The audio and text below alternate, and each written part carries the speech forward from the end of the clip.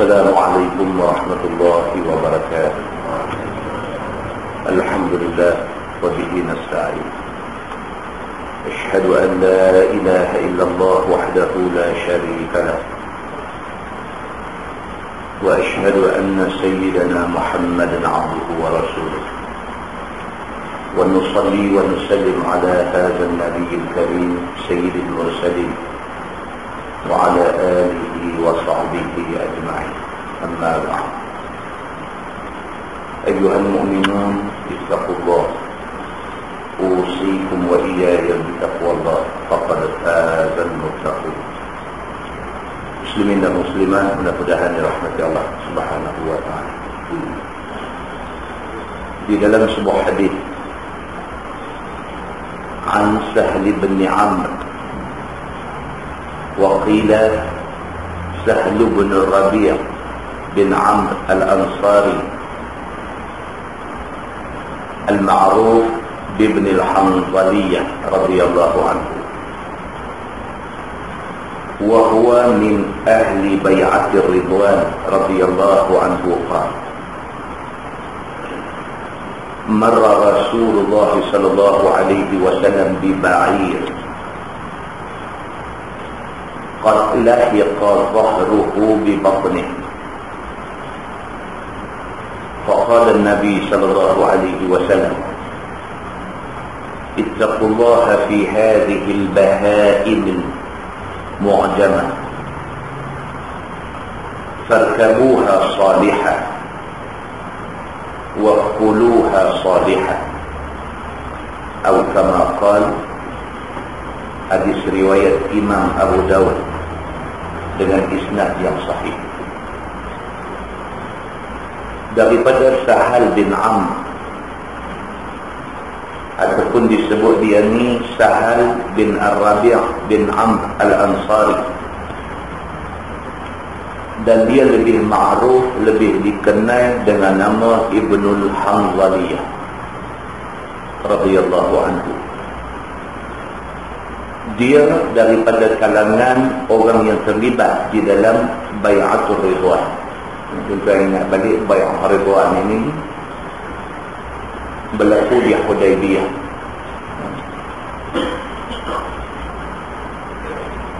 Dan Nabi SAW ada sebut, kata mana-mana orang yang terlibat di dalam Bai'atul Ridwan ini adalah orang-orang yang dipelihara Allah Subhanahu wa taala.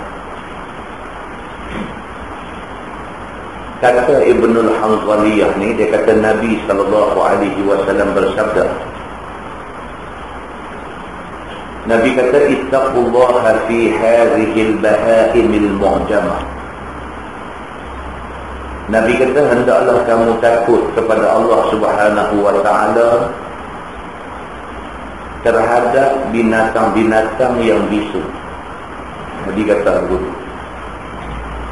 Nabi pesan kepada umat dia supaya kita dengan binatang ni baik-baik kalau kita takut kepada Allah.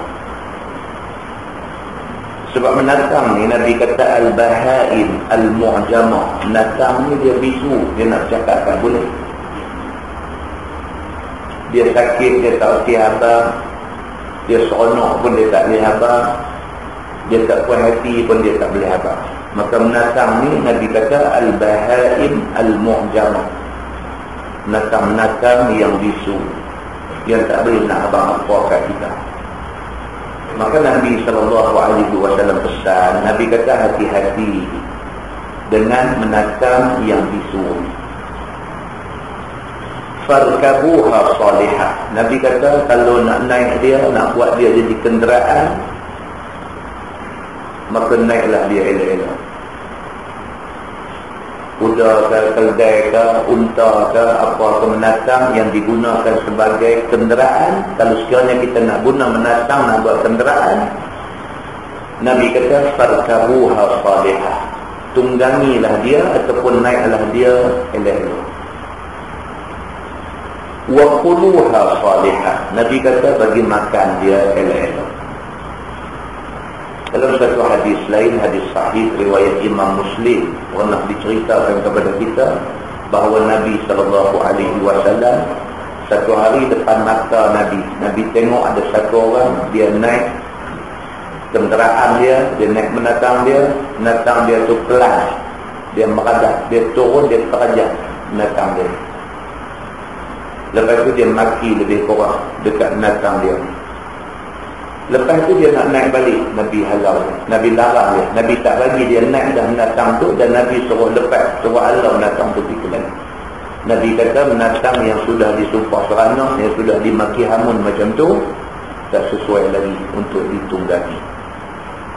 Makna dia ialah Nabi SAW pesan dekat kita supaya kita ni ada hati perut, supaya kita ni ada perasaan, walaupun dekat menatang timbang rasa kena. Bahkan di dalam sebuah hadis lain riwayat daripada Abi Ja'far ataupun nama dia Abdullah bin Ja'far radhiyallahu anhu, diceritakan kepada kita bahawa Nabi SAW ni cukup ambil berat tentang menatang. Ibnul Hanzaliyah tadi dia terlibat di dalam Bai'atul Ridwan. Satu hari dia kata marra Rasulullah SAW di ba'irin. Satu hari Nabi SAW lalu dekat dengan satu unta. Nabi berjalan, nampak ke Nabi seekor ba'ir, satu ekor unta. Qad lahiqa dhahruhu bi batni. Punya teruknya unta tu sampai Nabi kata lahiqa dhahruhu bi batni. Perut dia dengan punggung dia melekat. Nak abang terpur. Perut unta tu kempeh sampai pergi sentuh ke punggung dia. Nak abang kata unta kurut. Nabi SAW lalu Nabi nampak seekor unta qad lahiqa dhahruhu bi batni, telah bertempel perut dia dengan punggung dia, kempeh perut ni sampai lebutu. Faqala Nabi SAW, Nabi bersabda, Nabi kata ittaqullaha fi hadhihi al-baha'im al-muhkamah. Nabi kata hendaklah kamu bertakwa kepada Allah Subhanahu wa taala terhadap binatang yang bisu ini. Nabi kata farkabuha salihah wa quluha salihah. Nabi kata kalau nak naik dia, naik elok-elok dan bagilah dia makan benda yang elok-elok. Nabi bila tengok unta macam tu, Nabi tahu dah tuan unta tu buat sahana ke dia. Maka Nabi kata ittaqillah, hendaklah kamu bertakwa. Ittaqullah, hendaklah kamu bertakwa kepada Allah Subhanahu wa taala. Kalau kamu tak takut Allah, kamu buat menatang kamu bagi jadi macam ni. Kalau takut dekat Allah, jangan buat macam ni. Bagi menatang ni makan elok-elok. Kita nak naik dia, nak guna dia pun guna elok-elok. Dalam sebuah hadis lain diceritakan juga bahawa Nabi SAW pada satu hari, falamma ra'al jamalun nabiyya sallallahu alaihi wasallam jarjara wa zarafat 'ainahu. Dalam hadis riwayat daripada Abi Ja'far ni, dia kata pada satu hari al-jamal, unta juga, dia tengok Nabi sallallahu alaihi wasallam. Unta ni dia nampak Nabi lalu. Bukan Nabi nampak unta, unta nampak Nabi sallallahu alaihi wasallam. Jarjara wa zarafat 'ainahu. Bila dia nampak aja Nabi, bunyi suara dia tu jarjar, bunyi suara tu merengek-rengek. Unta ni bila dia nampak Nabi sallallahu alaihi wasallam lalu, bunyi suara tu bunyi merengek. Wa zarafat 'ainahu, meleleh air mata unta. Tuan, unta ni dia reti kata tu Nabi, dia kenal kata yang tu Nabi, dia nak mengadu ke Nabi tentang masalah dia. Bila Nabi lalu depan dia, dia nampak aja Nabi jarjar wa zarafat 'aina, bunyi suara merengek, air mata mengalir dua-dua belah mata dia. Fa'atahu Nabi sallallahu alaihi wasallam, unta ni pergi dekat Nabi sallallahu alaihi wasallam. Famasaha saratahu ay sinam. Nabi SAW bila unta ni jalan mai ke dia, Nabi SAW sapu punggung dia, wa zifrahu, dan Nabi sapu tengkok dia, zifrah, tengkok dekat dengan telinga dia. Nabi duduk jalan, unta nampak Nabi dan teriak. Bila teriak Nabi SAW pergi dekat dengan unta ni, Nabi urut atas belakang dia, Nabi urut tengkok dia. Fasakana. Bila Nabi buat lagu tu, semak unta ni. Sakana maksud dia tenang. Jadi tenang dia bila kena sentuhan Nabi SAW. Faqala Nabi SAW, man rabbu hadzal jamal? Liman hadzal jamal? Nabi tanya. Nabi bila tengok keadaan unta tu macam tu, Nabi tanya, man rabbu hadzal jamal? Siapa tuan unta ni? Nabi kata, liman hadzal jamal? Nabi kata, ni siapa punya ni unta ni? Faja'a fatan minal ansar. Mai kata budak muda daripada kalangan Ansar. Dia mai depan Nabi, faqala hadza li ya Rasulullah. Dia kata, ni unta saya ya Rasulullah. Budak muda ni mai mengaku depan Nabi. Dia kata, unta ni saya punya. Qala Nabi sallallahu alaihi wasallam, afala tattaqillaha fi hadhihi al-bahimah?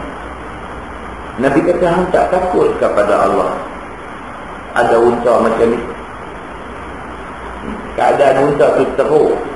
Bila Nabi tengok keadaan unta yang teruk tu, Nabi tanya, siapa tuan punya unta ni? Bila dia ni main mengaku kata unta dia, Nabi kata dekat dia, afala tattaqillah, hang tak takut dekat Tuhan ke? Allati malakaka Allahu iyyaha, yang Allah Subhanahu wa taala milikkan kepada hang unta ni. Apa yang ada kat hang ni Tuhan bagi, Tuhan milikkan benda ni dekat hang. Hang tak jaga dia, hang tak takut ke dekat Tuhan? Nabi tanya macam tu. Fa innahu yashku ilayya. Nabi kata, sesungguhnya unta ni mengadu kepada saya. Nabi kata, ni unta ni Nabi kata, aku lalu tadi, dia nampak aku, dia merengek, dia nampak aku, air mata dia berat turun. Aku pergi pegang belakang dia, aku pergi pegang tengkok dia, barulah dia tenang, dia tenteram. Apa yang hampir buat dekat unta ni sampai unta ni mengadu dekat aku? Nabi kata, annaka tuji'uhu wa tudni wa tud'ibuhu. Nabi kata, sesungguhnya hang biar dia datang dan hang biar dia ni penat dia buat kerja. Nabi kata. Nabi marah.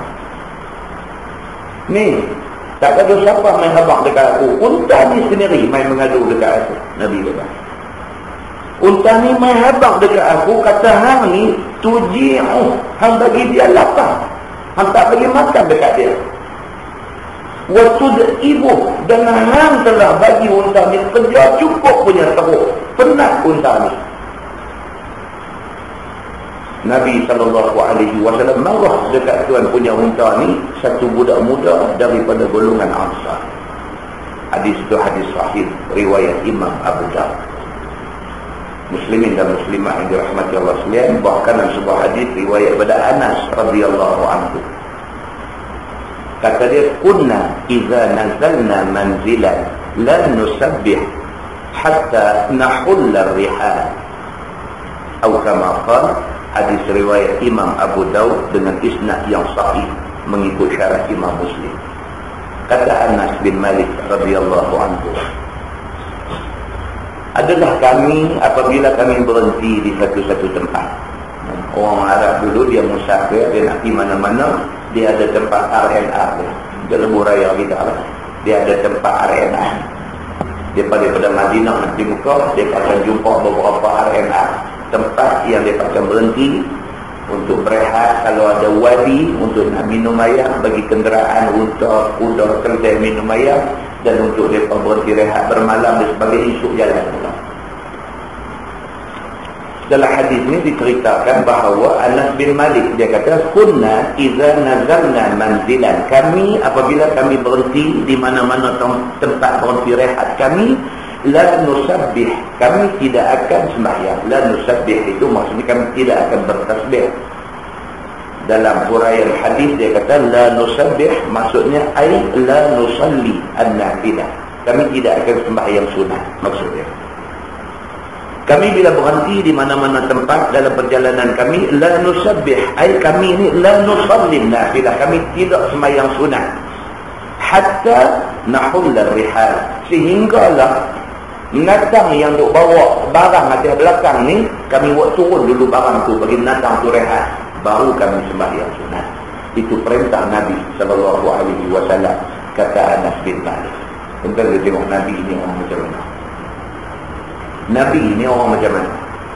Binatang pun dia tak tahu, manakan dia nak tahu manusia. Berhenti rehat, bukan kita aja nak rehat. Menantang haduk galah barang atas belakang tu pun nak rehat. Nabi berhenti aja, Nabi suruh buat turun barang, bagi ringan, bebanan menantang tu dulu. Lepas tu barulah kita nak rehat kan, kita nak semayang kan, kita nak buat apa pun kita buat. Menantang tu dulu, buat turun barang daripada atas belakang dia. Hadis itu hadis sahih, riwayat Imam Abu Dawud. Muslimin dan muslimat yang dirahmati Allah. Bertiga hadis yang kita baca dapat kita buat kesimpulan. Yang pertama, Islam suruh kita ni bertimbang rasa. Islam suruh kita ni bertimbang rasa. Bukan sahaja bertimbang rasa kepada manusia, bahkan kepada binatang juga. Jadi kalau di rumah kita ada nak bela binatang apa-apa, nak bela kucing ke, nak bela ikan ke, nak bela apa ke, timbang rasa terhadap binatang-binatang ini mesti ada. Yang kedua, kalau dengan binatang pun kita disuruh bertimbang rasa, apatah lagi dengan manusia. Simpulan yang kedua, kalau dengan binatang pun begitu sekali, 3 hadis kita baca, Nabi begitu sekali ambil berat terhadap binatang, apatah lagi terhadap manusia. Pengajaran yang ketiga, kenderaan ada hak dia.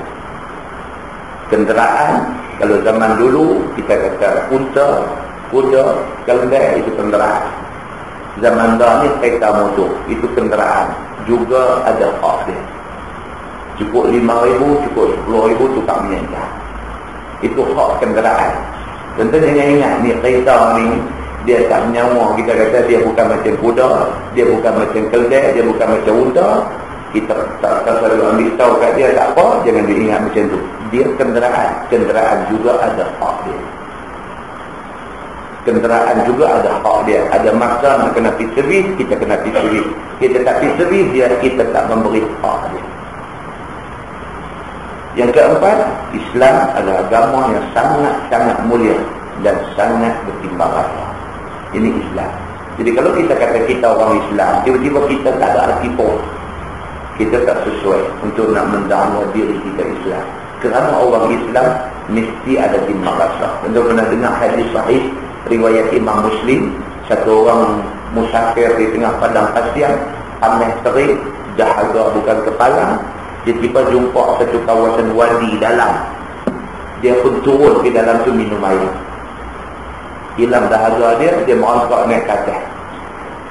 Naik tengok ada anjing sekok duk jilat pasir yang panas. Pasir anjing itu juga dahaga. Dia ni turun balik dalam wadi ni dengan kasut dia cedok air, dia buat naik bagi anjing tu minum air tu. Nabi cerita kisah ni kepada sahabat-sahabat dia. Nabi kata apa? Allah ampun dosa orang yang buat begitu. Kawan yang kesian kat anjing ni dicedok air awak naik bagi anjing ni minum ni, kalau dia ada dosa sebelum tu, Allah mengampunkan dosa dia dan Allah menjanjikan syurga. Muslimin dan muslimat yang dirahmati Allah sekalian, itu menunjukkan bahawa Islam agama yang cukup bertimbang rasa. Jadi kalau binatang pun, kalau anjing pun kita timbang rasa dengan dia, ada balasan di sisi Allah Subhanahu wa taala. Apatah lagi kalau kita ada timbang rasa kepada sesama manusia, besar pahala di sisi Allah Subhanahu wa taala. Mudah-mudahan mukadimah itu memberi manfaat kepada kita semua. Kita menggunakan Baharul Mazi jilid 20, jilid 19. Baharul Mazi jilid 19. Muka surat 131. Muka surat 131. Ba ma jaa fi karahiyatit taslim ala man yabul. Itu bab yang datang pada menyatakan hadis yang menunjukkan tegah bagi salam kepada orang yang sedang kencing. Orang tengah duduk kencing berak, kita tak disuruh bagi salam sendiri. Ketahuilah saudaraku, adalah syarat kita suruh, kita siarkan salam dan mendapat pahala bagi orang yang mensiarkannya itu. Kita baca mukadimah masjid mana baru ni, cerita tentang seorang sahabat Nabi, Ibnu Umar radhiyallahu anhu. Dia hari-hari dia nak pergi market, dia nak pergi pasar hari-hari, dan tiap-tiap kali dia pergi, dia tak beli barang satu pun, dan dia tak pernah tanya harga barang apa pun, dan dia tak pernah buat apa pun. Dia pergi masjid, balik gitu aja.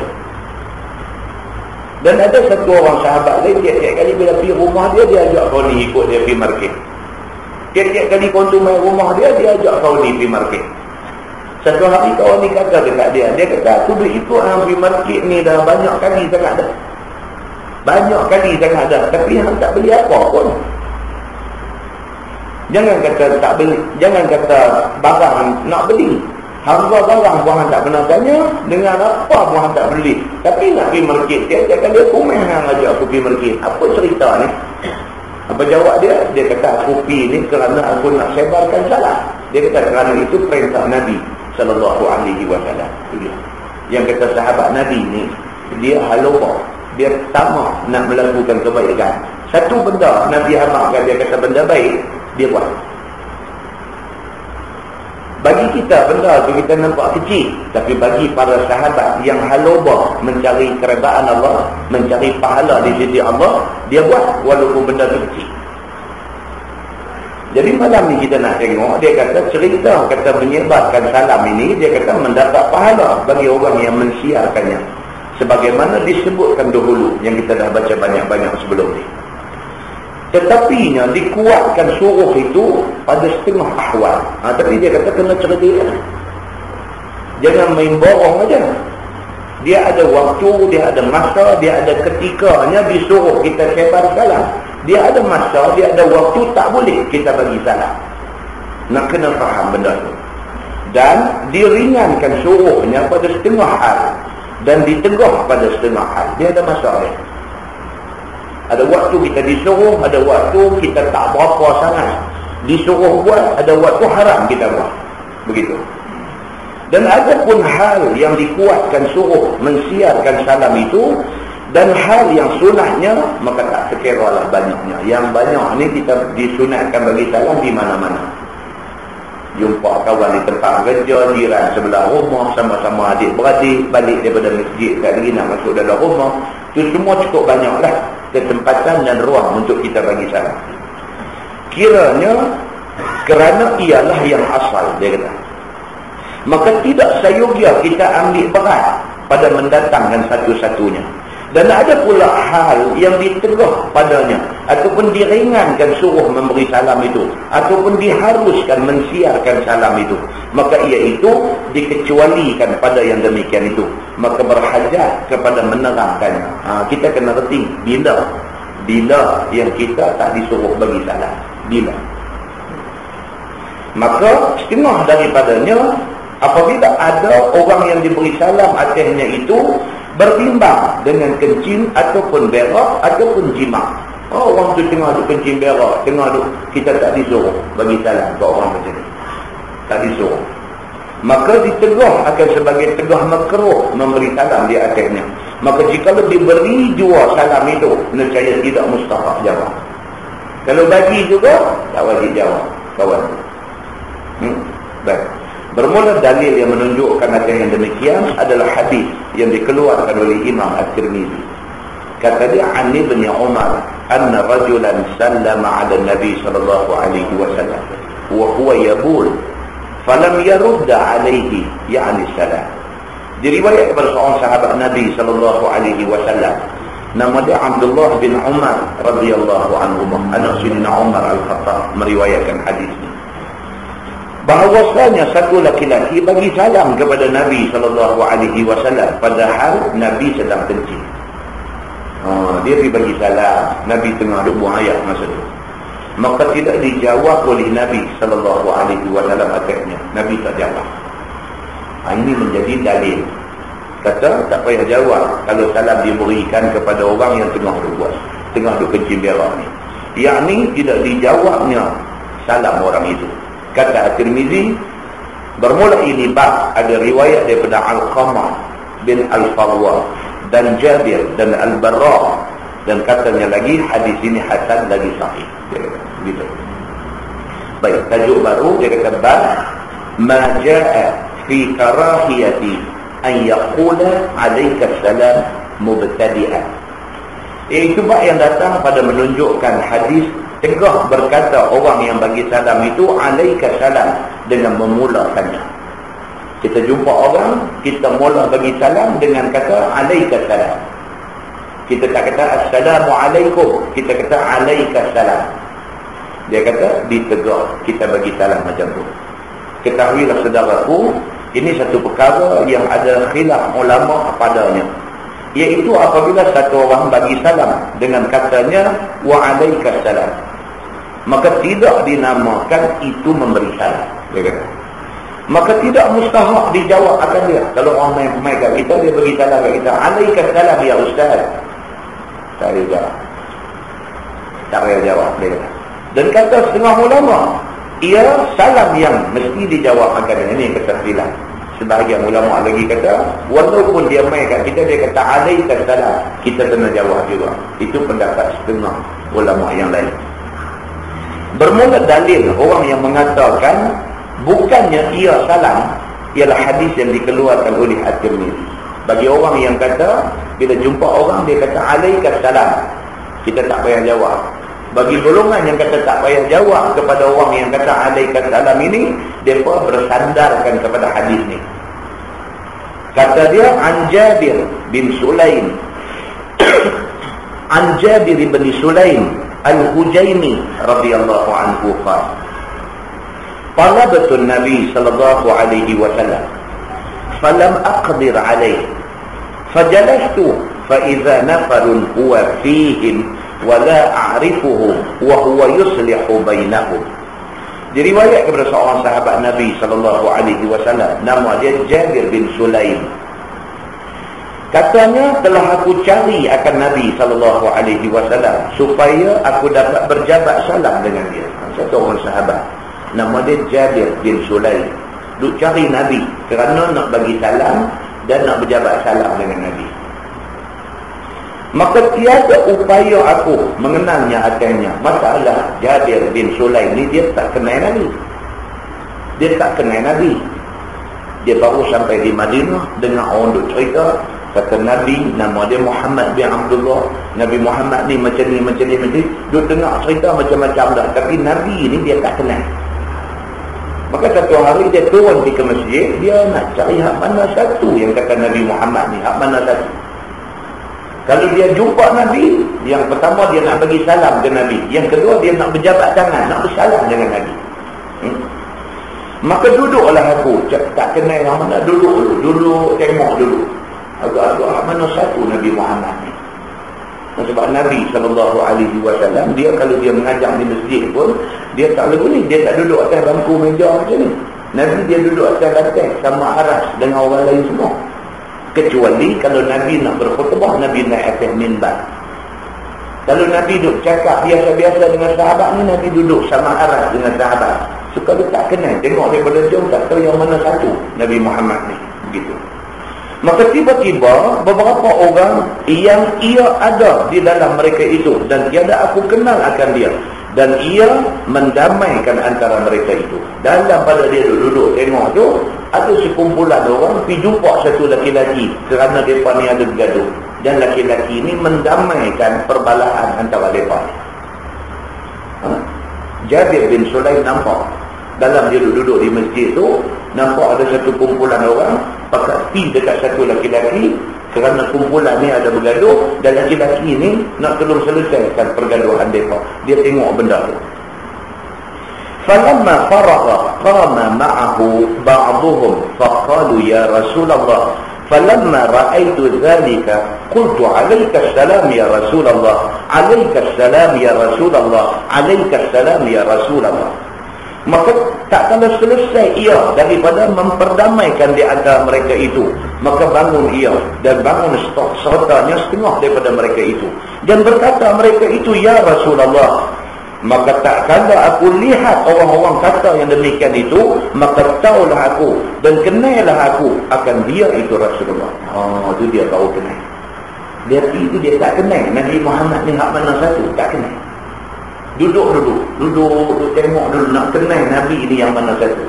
Dalam pada tu ada sekumpulan orang yang bergaduh, jumpa satu laki-laki, minta laki-laki ni jadi orang tengah nak bagi berdamai depa yang bergaduh. Tak lama lepas tu dia pun berjaya mendamaikan orang hak bergaduh ni. Bila selesai dia pun bangkit, orang hak ramai-ramai tadi pun bangkit.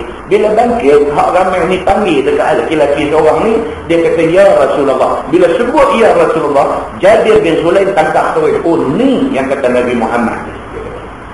Baru kenal, ni yang kata Nabi Muhammad, aku tak pernah jumpa dia.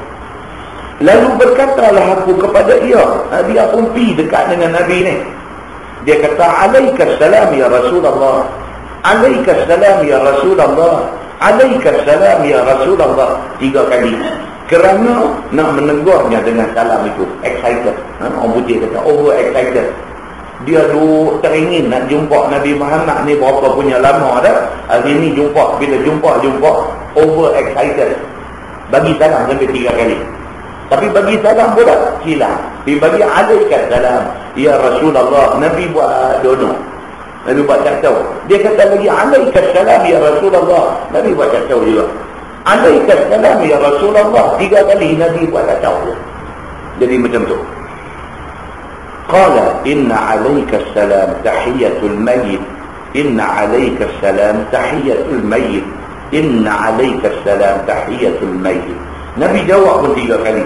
Bila didengar oleh Nabi SAW, aku bagi salam yang demikian itu, bersabda Nabi, bahawasanya bagi salam dengan kata alaikassalam itu adalah bagi salam pada orang mati. Nabi kata alaikassalam itu ialah bagi salam pada orang mati. Alaikassalam itu adalah bagi salam pada orang mati. Nabi jawab pun 3 kali juga. Bukan jawab salam, Nabi terang balik kat dia. Alaikassalam tu kalau nak bagi salam pada ahli kubur, bukan pada orang hidup. Nabi kata, Nabi ulang 3 kali Nabi ulang. Maka tiadalah sayurnya memberi salam saudaramu sesama Islam seperti yang demikian itu. Nabi jawab tu 3 kali. Dia kata. Ini cara Nabi tuan. Nabi SAW menjadi kebiasaan dia. Dalam beberapa hadis tentang boleh jumpa benda ni. Nabi kadang-kadang dia nak terang satu benda dekat sahabat dia, Nabi repeat 3 kali. Nabi SAW kadang-kadang dia ada satu cerita dekat orang, dia cerita pula. Nabi biasa ulang terang satu-satu benda dekat orang 3 kali. Bahkan dalam doa, dalam hadis lain menceritakan Nabi SAW bila dia nak minta satu benda yang sangat-sangat menjadi hajat dia, Nabi ulang 3 kali. Allahumma ajirna minan nar, Allahumma ajirna minan nar, Allahumma ajirna minan nar. Nabi repeat, Nabi ulang 3 kali. Ini biasa menjadi amalan Nabi SAW. Sambung hadis tu dia kata, summa aqbala alayya faqala idza laqiya ar-rajul akhahu al-muslim falyaqul assalamu alaikum warahmatullahi. Serta Nabi SAW pun beradab kepada aku dan diajaknya kepada aku. Sabda Nabi, apabila jumpa seorang laki-laki akan saudaranya yang Islam, maka hendaklah pada masa memberi salam itu katakan assalamualaikum warahmatullahi. Nabi ajak Jabir bin Sulaim. Nabi kata lain kali kalau jumpa kawan, kalau jumpa saudara, bagi salam assalamualaikum warahmatullahi. Macam tu. Nabi kata jangan kata alaikassalam, kerana alaikassalam itu tahiyatul mayyit, itu salam untuk mayat, untuk orang mati. Nabi kata. Baik. Summa radda alayya Nabi sallallahu alaihi wasallam qala wa alayka wa rahmatullah, wa alayka wa rahmatullah, wa alayka wa rahmatullah. Kemudian daripada sudah Nabi ajar akan salam yang lebih afdal itu, maka Nabi pun jawab atasku salam yang pertama tadi. Lalu dijawab Nabi dengan katanya wa alayka wa rahmatullah, wa alayka wa rahmatullah, wa alayka wa rahmatullah. Nabi jawab juga, tapi Nabi jawab dengan cara yang macam tu, bukan wa alaikumussalam wa rahmatullah. Nabi kata wa alayka wa rahmatullah. Begitu cerita dia. Baik, masalah memberi salam dengan kata wa alaikumussalam, apa hukum dia? Kata Imam Nawawi rahimahullahu ta'ala di dalam Al-Azkar, apabila jumpa seseorang akan seseorang, maka berkatalah orang yang mula memberi salam dengan kata wa alaikumussalam. Maka berkata oleh al-mutawalli, maka tiada ada ia salam yang demikian itu, maka tiada mustahak jalan. Ini pendapat setengah ulama. Kalau orang tu main bagi kat kita wa alaikumussalam, patutnya jawab kan tu. Kita kata assalamualaikum, dia jawab wa alaikumussalam. Tapi kawan ni dia main kat kita, dia nak buat lawak ke, dia nak buat main-main ke apa, tak tahu. Dia tak kata assalamualaikum, dia kata waalaikumsalam. Dia kata begitu. Ada tu bila jumpa orang tiga suku je. Ada. Dia tak tahu apa yang ingat dalam diri dia, dalam hati dia, dia ingat apa, wallahu a'lam. Kita tak tahu, tapi dia akan jumpa orang macam ni. Dia melawak ke apa dah. Kan? Jumpa tu patut assalamualaikum. Tak, dia pergi jawab kat kita. Dia jumpa kita waalaikumsalam. Kita jadi terkapa-kapa. Ini jawab salam orang lain kan, dia bagi salam kat aku kan. Ini ceritanya. Jadi al-mutawalli kata, kalau jumpa orang macam ni, yang apabila dia jumpa kita, dia kata waalaikumsalam, dia kata, bukan dia bagi salam, dia macam jawab salam. Al-mutawalli kata apa? Tak payah jawab salam orang gelong macam ni. Ini pendapat dia. Kerana ini lafaz tiada patut bagi permulaan beri salam. Al-mutawalli dia kata apa? Dia kata Nabi tak ajar lagu tu. Apa macam dia buat main-main macam tu? Maka orang yang buat main-main ni tak ikut apa yang Nabi ajar, terus jawab salam dia. Itu pendapat al-mutawalli. Dan adakah ditukar jawab salam itu dengan beri salam? Waalaikumsalam, dia jawab salam. Apa macam diguna waalaikumsalam untuk bagi salam dekat orang? Al-mutawalli kata, maka apalah pula dijawabnya. Kalau kita jumpa orang, kita kata waalaikumsalam, kau tu nak jawab apa pula? Kau tu nak jawab assalamualaikum pula ke apa? Ni apa kita buat lagu ni? Ini kata al-mutawalli. Maka jika dijawab dengan yang demikian jua, maka sudahlah serupa salam dengan jawabnya. Kalau dia jumpa kita, dia kata waalaikumsalam, kita pun waalaikumsalam, tu serupa. Dia kata itu bukan bagi salam, bukan jawab salam. Itu dua-dua lawan jawab. Tak ada siapa bagi salam. Ini kata al-mutawalli. Dengan kerana itulah dibantahi oleh Nabi SAW akan sahabat yang buat seperti yang demikian itu, berdasarkan hadis tadi. Dan diajak sahabatnya buat seperti yang maklum.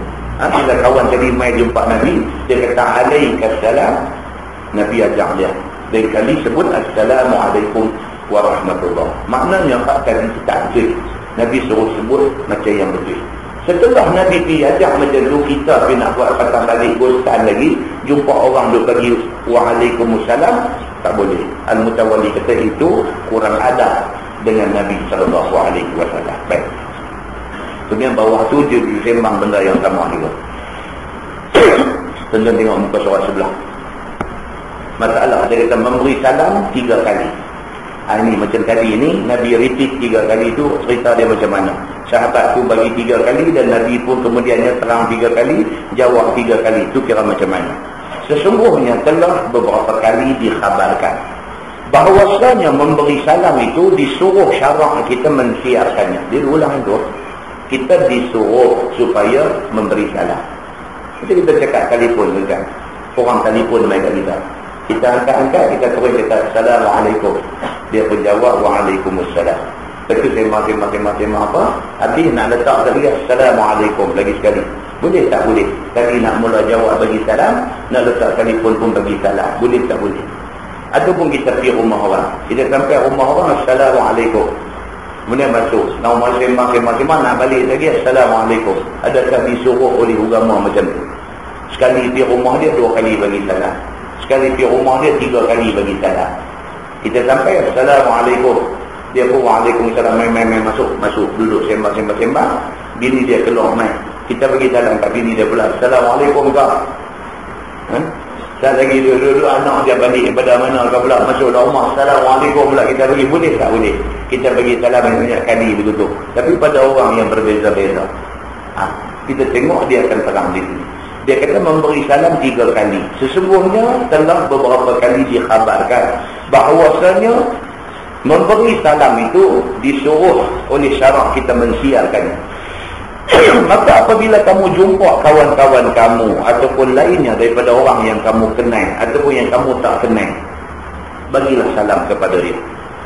Dan apabila kamu masuk rumah orang, maka memberi salam kamu kepada tuan rumah. Ini biasa. Tapi rumah orang, Assalamualaikum, kita bagi salam. Kemudian minta masuk kepadanya. Dah bagi salam, boleh tak kita masuk, kita baca bulan depan. Dan sahabat Nabi, lepas dia bagi salam, Assalamualaikum, tuan rumah jawab, Waalaikumsalam warahmatullah. Dia kata apa? Adkhul, boleh kata yang masuk? Dia tanya. Tuan rumah pun kata, Safadhal, masuk. Enggak.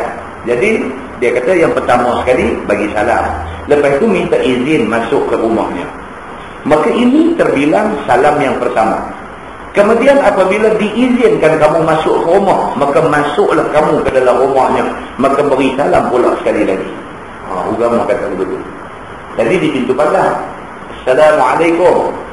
Dia keluar mai, Waalaikumsalam. Oh, mai lama tak nak rumah, mai. Kita pun pergi sampai depan pintu rumah dia, buka kasut nak masuk, Assalamualaikum lagi sekali. Pasal apa? Untuk isi rumah pula.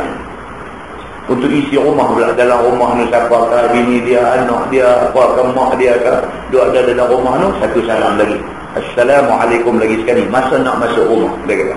Maka yang demikian itu terbilang salam yang kedua. Di pintu nak masuk tu, salam yang kedua.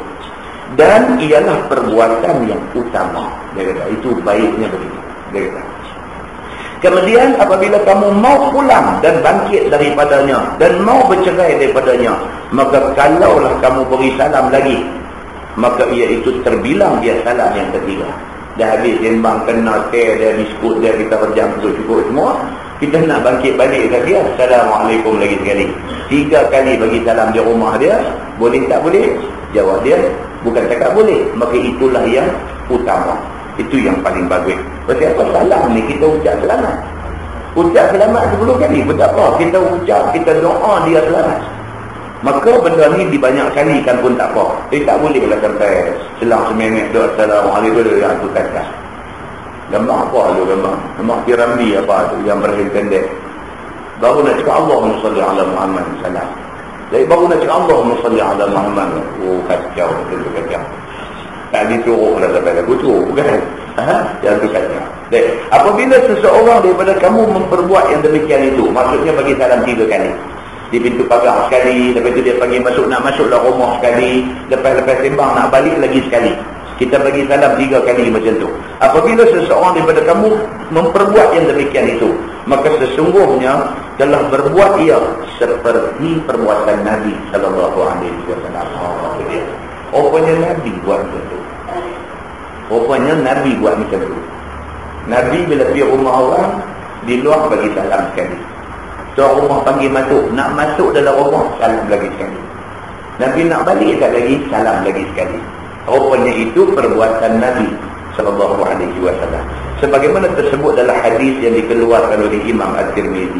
Kata dia, an Anas bin Malik, anna Rasulullah sallallahu alaihi wasallam kana idza sallama thalathan wa idza takallama bi kalimah a'adaha thalathan. Diriwayatkan oleh seorang sahabat Nabi sallallahu alaihi wasallam, nama dia Anas bin Malik radhiyallahu anhu, bahwasanya Nabi sallallahu alaihi wasallam adalah ia apabila bagi salam ia 3 kali. Ini Nabi punya amalan. Sekali di luar pintu, sekali di dalam rumah, dan sekali masa mau bercerai, mau balik dari rumah itu. Dan apabila berkata ia dengan satu kalimah, diulangnya satu kalimah itu 3 kali, supaya ia ada di dalam mengajarnya. Nabi perlu, bila dia ajak satu benda dekat sahabat dia, Nabi suka repeat 3 kali. Repeat tu menjadi amalan Nabi. Supaya apa? Supaya 3 kali ulang, orang yang dengar ni dia ingat. Banding dengan dia dengar sekali lalu, dengan dia dengar 3 kali, sudah tentu 3 kali dia ingat lebih daripada dia dengar sekali. Maka Nabi SAW ketika dia mengajar, dia suka ulang 3 kali. Maka sepatutnya pelajaran ambil ingat akan dia. Pelajaran ni patutlah dia ambil ingat. Maka diulangnya pelajaran itu sampai 3 kali supaya dapat orang-orang mengingatnya. Itu cara Nabi mengajar. Kalau cikgu ni dia belajar satu ilmu, dia kata pedagogi. Pedagogi ni ilmu mengajar orang. Nak jadi cikgu sekolah, kena ambil diploma pendidikan. Dalam kos diploma pendidikan tu dia ada satu subjek, dia panggil pedagogi. Pedagogi ni cara nak mengajar orang. Kita nak mengajar bagi orang suka dengar macam mana, kita nak tarik perhatian orang macam mana.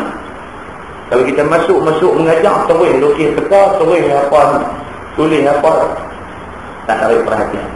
Buat satu benda dulu, bagi orang main semua tupu dekat kita, baru kita mengajar apa kita nak mengajar. Itu dia panggil ilmu pedagogi. Dia panggil ilmu nak mengajar orang. Ada cara dia macam mana nak mengajar. Nabi SAW ada cara dia ketika dia nak mengajar orang.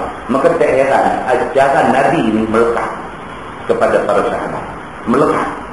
Melekat dan sahabat ingat sampai bila-bila. Kata Tirmizi, ini hadis hasan, lagi sahih, lagi baik. Masalah memberi salam seorang kemudian daripada seorang. Yang ni apabila 2 orang ataupun lebih datang masuk kepada satu jemaah, ataupun datang jumpa dengan seseorang, maka adakah memberi salam seorang kemudian daripada seorang? Ni dia kata duduk ni, kita duduk 5 orang duduk sembang, mai orang. Adakah mai tu nak kena bagi salam lain? Sekali lagi mai pula seorang lagi, adakah nak bagi salam lain? Macam tu. Maka dengan hadis yang akan datang ini, dapatlah tahu bahawasanya telah diperbuat oleh sahabat Nabi SAW demikian itu. Yang ni bagi salam seorang daripada seorang. Maka hadis ini telah dikeluarkan oleh Imam At-Tirmizi. Kata dia, an Abi Waqid Al-Laythi radhiyallahu anhu, anna Rasulullah sallallahu alaihi wasallam bainama huwa jalis fil masjid wan nasu ma'ahu idza aqbala thalathatu nafar fa aqbala ithnani ila Rasulillah sallallahu alaihi wasallam wa dhahaba wahid.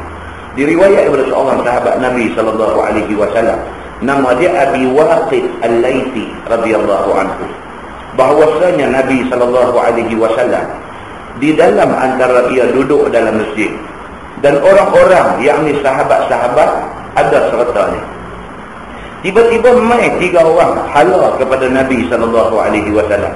Maka masuk menghadap kepada Nabi sallallahu alaihi wasallam dan pergi berjalan terus satu orang. Ini Nabi duduk dalam masjid dengan sahabat-sahabat, Nabi duduk mengajar mereka. Mai 3 orang. Mai 3 orang baru mai ke majlis Nabi sallallahu alaihi wasallam. Bila mai ni masuk mai 2 orang duduk. 3 orang masuk, 2 orang duduk, seorang berjalan di kelai. Falamma waqafa ala Rasulillah sallallahu alaihi wasallam sallama fa amma ahaduhuma fara'a furja fil halqah fajalasa fiha wa amma al-akhar fajalasa khalfahu wa amma al-akhar fa'adbara zahiban. Dia kata, dan tak kala berdiri keduanya di depan Nabi sallallahu alaihi wasallam lalu memberi salam kedua. Mai 3 orang. Seorang mai terus belah, tinggal 2. 2 ni sampai depan Nabi, duduk berdiri depan Nabi. Bila sampai dia 2 orang di depan Nabi, 2 bagi salam dekat Nabi dan disahut oleh Nabi salam keduanya itu. Kemudian berhajat keduanya duduk bersama-sama dalam lengkungan sahabat Nabi yang duduk di depan Nabi itu. Maka ada pun seorang daripada keduanya, maka iaitu nampak satu tempat lapang ataupun satu celah pada lengkungan Nabi itu, lalu duduk ia padanya. Ada orang ni dah sampai dah bagi salam dekat Nabi, Nabi pun jawab salam mereka. Lepas tu daripada 2 orang ni, seorang dia nampak ada longkang, ada kosong, dia pergi duduk di depan Nabi. Itu satu. Dan ada pun yang seorang lagi itu malu dia menzahirkan dirinya di depan orang, lalu duduk dia di belakang orang. Seorang lagi ni dia segan, dah main lambat nak duduk depan, dia duduk belakang. Itu cerita. Seorang tadi dah belah awal, Mai 3 orang. Mai 3 orang. Seorang ni pergi tengok begitu je belah. Tinggal 2. 2 ni mai bagi salam dekat Nabi. Daripada 2 orang ni, seorang duduk depan Nabi, seorang lari duduk di belakang. Jadi macam tu. Dan ada pun orang yang seorang lagi, maka memberi belakang dia. Tadi lari balik-baliklah. Lalu pergi jauh berjalannya. Dia pergi tu dia tak tunggu duduklah majlis Nabi ni. Falamma faragha Rasulullah sallallahu alaihi wasallam faqala ala ukhbirukum 'anil nafari thalatha amma ahaduhum fa'awa ila Allah fa'awahu Allah wa amma al-akhar fastahya Allah minhu wa amma al-akhar fa'arada Allah anhu. Maka bila selesai Nabi sallallahu alaihi wasallam memberi sahabat-sahabat akan pengajarannya, maka Nabi pun bersabda. Nabi dah main ni 2 orang, 3 orang ni, seorang balik, seorang duduk depan, seorang duduk belakang. Nabi mengajar terus. Sampai dah habis Nabi mengajar, baru Nabi buat ulasan. Nabi kata apa? Maukah aku khabarkan kepada sekalian kamu tentang orang yang 3 tadi? Nabi kata, aku nak abangkan apa cerita 3 Abdul. Umpama dengar cerita 3 Abdul. Ada 3 orang sahabat ni yang duduk dan yang pergi jauh dari kita itu. Nabi kata cerita 3 Abdul. Abdul yang pertama seorang balik, dia tak tunggu majlis kita. Abdul yang seorang lagi duduk dekat ni di depan ni. Abdul yang seorang lagi duduk di belakang. Ini cerita 3 Abdul. Maka ada pun seorang daripada mereka itu berlindung kepada Allah, yakni masukkan dirinya ke dalam rahmat Allah. Maka Tuhan memasukkan dia ke dalam rahmat. Nabi kata 3 ni. Hak duduk depan kali ni, dia memasukkan diri dia dalam rahmat Allah. Ni pengajian ni rahmat Allah. Banyaklah hadis yang cerita tentang, ada hadis kata taman syurga Allah, ada hadis kata rahmat Allah, ada hadis kata majlis yang diredai Allah, ada hadis kata inna lillahi malaikatan sayyaratan fudlan.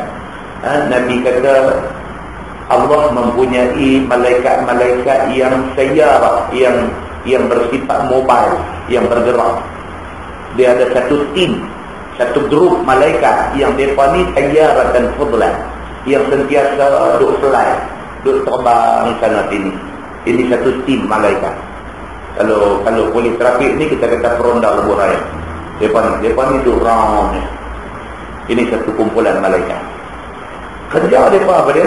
Kerja mereka mencari majlis ilmu. Hadis sahih tuan-tuan. Mencari majlis ilmu. Daripada atas sana tu malaikat duk terbang.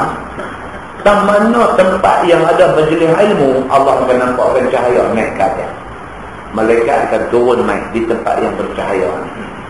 Nabi kata malaikat akan duduk sama dengan kita ni. Malaikat akan duduk dan menghamparkan sayapnya. Nabi kata, ni celah-celah kita ni ada ni malaikat ni. Ni bila kita doa abang ni dia kata cerita apa kita. Ni tadi kita tak dengar. Dia tak dengar. Malaikat kata ni doa abang kita. Doa abang kita. Dia berdoa dah celah-celah. Dia pun menghamparkan sayap-sayap depa, Nabi kata. Dan mereka duduk dalam majlis tu sampailah bubar majlis. Sampai habis. Sampai sah darah selesai, tak lagi kita sembahyang Isya, kita balik, malaikat pun terbang balik. Bila malaikat ni balik, dia sampai di sisi Allah Subhanahu Wa Taala. Allah tanya dia, minta report daripada dia, apa yang dia dapat hari ni. Malaikat akan bagi report.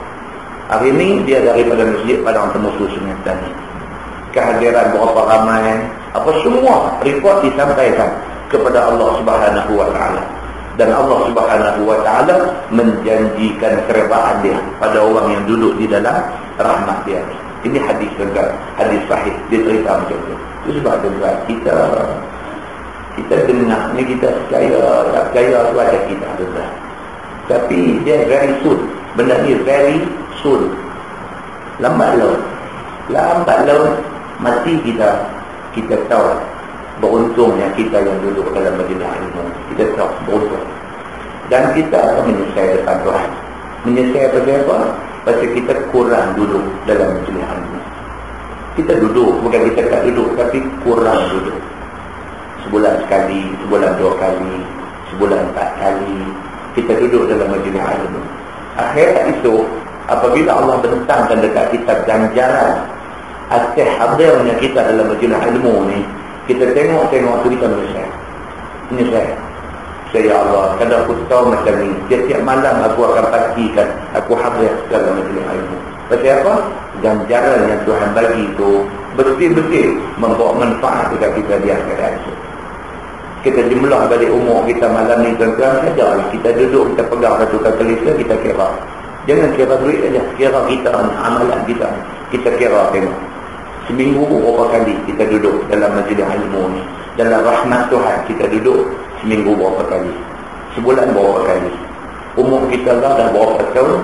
Berapa tahun umur kita ni kalau dikira dalam minggu tu ada berapa ribu minggu. Kita kali balik berapa jam aja masa kita. Daripada umur kita 50 malam ni, berapa jam aja masa yang kita duduk di dalam rahmat Allah Subhanahu wa ta'ala. Dia begitu. Bila kita kalkulate, kita kira benda-benda macam ni, kita compare, kita banding balik dengan umur Tuhan bagi kat kita, kita tahulah kita apa. Tak ada apa kita lepas Tuhan. Tak ada apa. Kita berasa banyak dah kita buat ni. Kita duduk di masjid tu, masjid ni, kita rasa banyak dah amalan kita ni. Mati kita itu, kita tahu sikit yang kita bawa balik menghadap Allah Subhanahu wa ta'ala. Hak sikit tu tak kelas tu. Tuhan kelas pula. Ambil ikhlas daripada yang sikit tu.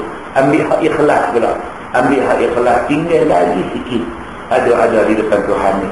Menyesal kita depan Allah Subhanahu wa ta'ala. Ini yang kita takut juga. Satu sahabat hantar satu email dekat saya. Dia PowerPoint presentation. Dia hantar satu PowerPoint presentation cerita tentang mati.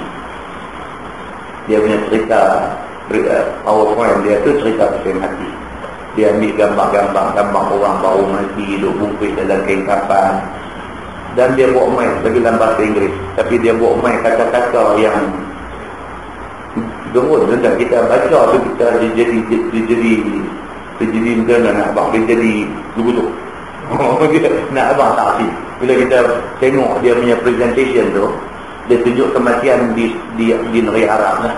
Dia tunjuk orang mati, dia tunjuk kita dibawa, dia tunjuk kita masuk dalam liang, dia tunjuk liang lahat tu macam mana, dia tunjuk mayat letak macam mana, dia tunjuk buah anak ke bumi kita ni pakai jubah putih, pakai tanda merah, tanam-tanam kita. Dia tiap-tiap gambar tu dia ada dia punya wording dia ada perkataan dia yang dia pandai lah tulis perkataan tu. Kita baca dia berasa dulu tu kan, kita baca ni dan semayang aku sujud lama kata kesan daripada dia punya presentation tu. Bukan semua orang boleh buat presentation yang dia main sentuh hati kita. Tak semua orang boleh buat. Dia bagi beberapa soalan kepada kita. Dia bayangkan macam mana malam pertama kita dalam kubur.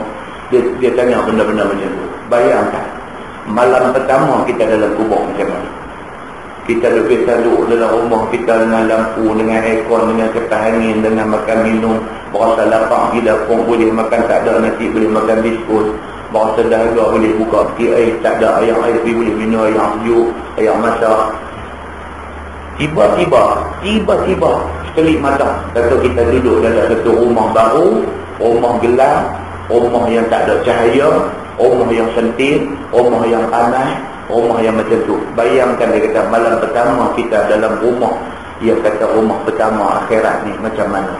Yang menemani kita, dia kata bukan harta benda, bukan anak pinak, bukan keluarga, bukan kawan, bukan siapa-siapa. Yang menemani kita amalan kita. Masa tu dia kata kita teriak yang mata darah pun kita tak ada peluang dah untuk nak buat amal apa pun, tak ada peluang dah. Pasal apa? Masa untuk kita beramal sudah berakhir tadi. Sebelum nyawa terlucut keluar tu, itu masa penghabis kita kalau nak buat amal apa pun. Dan nyawa sudah digargara, tutuplah masa peluang yang dia bagi kat kita dah ditutup. Habis. Hak mana ada tu je kita bawa balik menghadap Allah Subhanahu wa ta'ala. Takutlah bila baca lagu tu dia insaf. Dia berasa insaf dan dah malam tu mungkin semayang malam, semayang tahajud dah apa kali tu lah. Lepas tu minggu depan tak ada, sebulan tak buat dah. Dia begitu. Kita ni manusia, dia lemah, kita tahu. Dia tak kuat. Dia bukan tak kuat, dia tak boleh nak sustain, dia tak boleh nak tahan lama, benda tu tak boleh. Syarat dia cacat, syarat dia relai, syarat dia hancur. Kita tak ada kekuatan itu. Jadi itulah perlunya kita duduk dalam majlis macam ni. Kita duduk dalam majlis macam ni, orang peringat, kita peringat balik. Kita gagal-gagal nak lupa, esok orang peringat balik.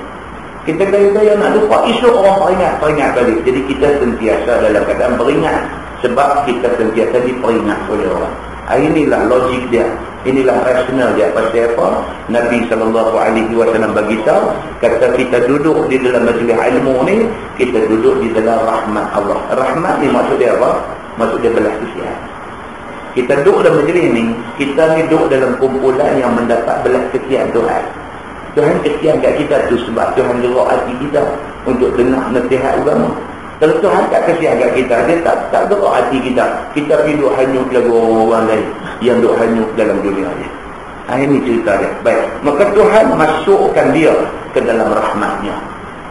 Orang main 3 orang tadi, seorang tu duduk di depan, dia dimasukkan ke dalam rahmat Tuhan. Nabi kata. Dan ada pun seorang yang lain itu, maka dia malu. Maka malu Tuhan dengan dia. Yang ni Tuhan permeliakan dia dengan sebab malunya itu. Kawan yang kedua, dia tak duduk depan ni, dia sedar. Dia duduk belakang. Duduk belakang masih dalam majlis ilmu lagi, masih dalam rahmat Tuhan lagi. Cuma duduk sorok-sorok di belakang. Kerana dia malu-malu, Tuhan pun malu-malu dengan dia. Tetapi Tuhan masih lagi memberi rahmat kepada dia. Begitu. Tuhan masih memuliakan dia. Pasal dia duduk dalam majlis ilmu. Dan ada pun yang seorang lagi itu, maka berpaling diri dia, maka berpaling Allah daripada dia. Hak seorang lagi itu, dia kata ni mengaji ni semua ayah aku nak balik tengok Akademi Fantasia. dah lah ni, dah start dah. Kawan saya hantar mai satu saja, hantar email mai satu saja, Akademi Fantasia ni pun baca apa sikit kepala. Dia cantik lewat saja ada tu nak cerita apa dia benda ni. Kita baca pun dahsyatnya manusia hari ni. Halah keseronok ni tak tahu nak abang benda. Nak seronok aja. Tak habis dengan nak seronok. Ini tuan-tuan, musibah yang Allah timpakan kepada umat akhir zaman. Dia terlampau seronok. Yang seronok ni akan berakhir dengan air mata. Biasanya begitu. Terlampau seronok, dia berakhir dengan kesedihan. Biasanya begitu. Itu sebab orang selalu pesan jangan seronok sangat. Jangan seronok sangat. Pasal apa? Takut tak lagi sedih sangat. Ini cerita tuan-tuan. Baik. So dia kata, maka orang yang malu ni tapi masih duduk dalam majlis ilmu, Allah pun bagi rahmat Allah pada dia. Tapi orang yang berpaling, Allah juga berpaling daripada dia. Maka tidak mendapat rahmat dan taufik daripada Allah Subhanahu wa taala. Kata Tirmizi, ini hadis hasan lagi sahih. Tajuk baru, bab ma jaa fil jalis 'ala al-tariq. Ayat ini penting. Cuma yang datang pada menyatakan hadis yang membicarakan orang yang duduk di tepi jalan. Jenis orang suka duduk melunggu tepi jalan. Sama ada dia duduk rumah perumahan, rumah teres, rumah apa, ambil satu kepala simpang, bawa lampu jalan tu, datang tu lah dia pegang duduk jadi katu-katu, jadi kelkatu malam orang panggil. Pegang duduk datang tu, pakai bawa keluar rokok orang sebungkus, balun rokok tu ke berjalan lubang hidup. Dua orang tu sembang ke satu ke dua lagi. Dia kata ini masyarakat. Dia kata ini masyarakat. Dia mentarifkan apa yang dia buat itu sebagai masyarakat. Bila kita kata kita nak bermasyarakat dalam taman kita ni, bila dia kata inilah malam-malam pegawai pula rokok orang mungkin dua lampu. Itu dua lawan tempat nyamuk. Pak sembang bersui satu dua lagi. Kan? Ini dia nak abang cerita orang macam ni. Lepas tu lama-lama sekali, sebulan sekali buat barbecue masyarakat.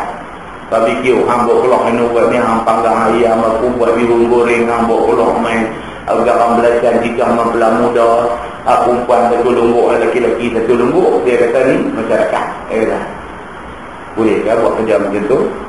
Kalau nak buat juga, apa adabnya nak kena jaga. Itu cerita dia. Masyarakat tu bagus, tapi aktiviti tu biarlah bermanfaat. dan membawa kebaikan. Dan dia ada garis panduan yang nak kena jaga. Ketahuilah saudaraku, seorang yang ada rumahnya di tepi jalan, dia kata, dan pintunya dan halamannya menghala ke jalan. Ini orang macam ni. Rumah dia menghadap jalan ke ataupun macam mana, ditegur akan dia duduk di tepi jalan itu. Itu aspek hukum tak boleh. Melungkuk tepi jalan ni tak boleh. Sebab apa? Syaitan banyak. Mula-mula duduk nak sembang sama-sama, duduk saja, dia betul melarang. Lalu satu perempuan bunyi suara tak elok. Dia buat cakap huduh-huduh. Ini benda ni boleh jadi. Pasal apa? Pasal syaitan sudah ada sama dengan dia. Baik, dengan membawa kursi ataupun apa tempat duduk, usung kursi lah rumah ni buat keluar main duduk dalam tu. Kan? Ni kitab ni 60 tahun dulu. 60 tahun dulu dia abang. Tahun 2007 ni duduk jadi lagi. Makna kata budaya ni cukup tua dalam dunia. Budaya yang cukup tua. Kan? Tak cukup dengan hidup sila melungguk tepi jalan tu, tak cukup. Usung kursi ni buat keluar main duduk dalam tu ni. Dia jadi lagu tu seronok dia kata. Ataupun duduk di atas tanahnya sekalipun. Kalau usung bangku keluar 2 kali, bini dia ingat. Bini dia kata mau melingkup bangku duduk keluar ngomong-ngomong. Itu keluar tikam mengkuang. Duduk janji nak keluar duduk tepi jalan dia. Dia siap lagu tu. Dia jadi macam tu. Maka melainkan dengan menyempurnakan segala yang wajib dikerjakan. Dia kata kalau nak kena duduk juga di tepi jalan ni, jaga adab-adab dia. Dia kata, kalau nak kena duduk juga. Kerana telah berlaku adat pada orang-orang lelaki dan perempuan melalui jalan itu. Dia kata nama pun jalan. Jalan ni tempat orang lalu. Jadi adab nak kena jaga. Bila orang duduk lalu tu, adab nak kena jaga. Adab kita yang duduk-duduk ni. Kadang-kadang ni tuan-tuan, dia duduk ni sampai kelak kain ni sampai jadi minister. Ni hal lelaki-lelaki ni. Dia sembang ni mula-mula tu kain tutup lutut apa semua lah. Sembang-sembang rancak. Daripada tajuk politik ni sampai tajuk akademi Fantasia. Dia tajuk ni nak pergi bukan 2 pagi ni macam-macam. Kain kau duk tarik sikit, kau duk tarik sikit sampai ternyih paha. Ni duk sembang tepi jalan ni sampai lagu tu. Dia kata ni adab nak kena jaga. Maka jikalau nak duduk juga, maka hendaklah tunaikan apa-apa yang wajib. Seperti jika orang-orang bagi salam, maka hendaklah jawab salam kat dia. Di antaranya dia kata apa, kalau kita duduk dan tu orang lalu, dia lalu dengan kita, dia buka tingkap, Assalamualaikum, dia bagi salam kat kita. Ada melembut ni, kena jawab salam dia. Tadi dia bagi salam, Assalamualaikum, kita kata Peli kita ada, dia nak kiri dia buat bagi salam Peli kita. Bukan Peli, orang lalu orang bagi salam itu biasa. Kan? Dia jangan menyalahi adab. Bila orang bagi salam, dia kena jawab salam. Jangan duk ingat macam-macam. Jikalau banyak orang memberi salam itu sekalipun dia duk tunggu di simpang tu, memang banyak lah. Tak lagi kereta lalu, tak lagi motor lalu, tak lagi mamak dia roti lalu, tak lagi macam-macam, dia duduk bagi salam kepada. Dia kata jadi kerja tu jawab salam lepas ni. Tak boleh. Kalau tu orang bagi salam, orang ramai pun kena jawab. Kenapa orang duduk simpang tu? Kan? Kalau betul, dia kata. Dan seperti orang bersin lalu berkata, ya Alhamdulillah, maka hendaklah jawab dengan kata, ya Alhamdulillah. Duduk di simpang tu, mai satu orang yang motor elok sampai depan kita bersin, Alhamdulillah ni, ya Alhamdulillah. Dia duduk di simpang tu dengan berjawab dalam, dengan berjawab orang bersin. Kan? Boleh pahala cara tu dia. Dan seperti kalau orang-orang minta tunjuk jalan, maka hendaklah tunjukkan kepada dia. Kalau dah duduk tepi jalan, orang yang tinggal, dia tanya ni, tak mana rumah cikgu semik tolong tunjuk jalan. Atau kata ni, kita hari benar, kata tak boleh, kita kena tunjuk. Siapa semua duduk tepi jalan, orang tanya kena tunjuk, dia kata. Dan seperti orang-orang perempuan yang lalu di situ, hendaklah pelihara mata daripada memandangnya dan sebagainya. Ini yang susah. Duduk tepi jalan, kalau orang perempuan lalu, jangan duduk puati. Tapi di antara agenda, duduk tepi jalan ni, agenda orang tu lah. Bila lalu dia tu, ombang daripada jauh dia tengok lah. Tengok. Alai mandari ni pun. Itu dia main buat tak elok. Orang muda kan. Macam-macam tafsiran tu, tafsiran huduh-huduh tu. Tentang itu, padang telinga saya tengok macam-macam.